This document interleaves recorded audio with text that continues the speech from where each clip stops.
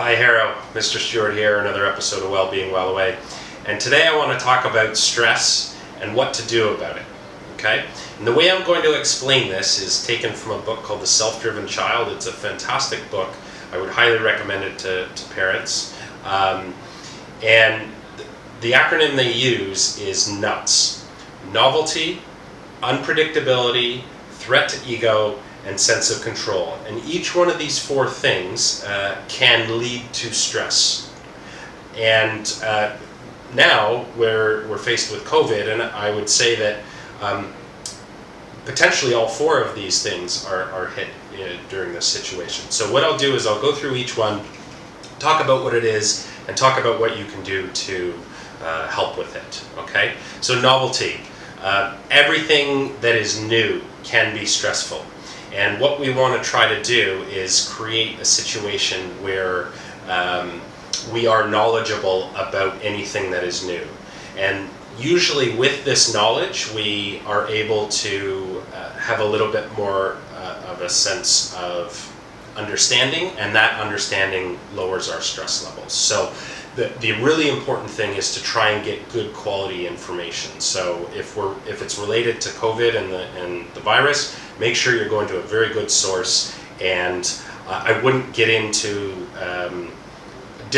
all the different poor sources. Try to stick to ones that are quite good quality. The second thing is unpredictability. So during COVID, we're not quite sure what's going to happen next. Okay, we don't know what our governments are going to do. We don't know how the virus is going to spread, and that sort of thing. And what I want you to do is think about creating a routine that of things that are predictable, that you like to do each day, that you feel are useful. And what that does is it creates an insulative factor for us, so that when something unpredictable does happen, and they always do, whether it's now or any time in life, that you're able to manage that situation because you've got all these other predictable things in your life. Okay? The third thing is threat to ego. Now, we were all chugging along, doing really well, everything was predictable, and all of a sudden the situation has kind of changed things, and our work and our school life and the things we do most are so linked to our ego, to how we feel about ourselves, that now that those things have shifted, there's that potential for our ego to be damaged. So what I would encourage you to do to help yourself with this is to try and shift your mindset towards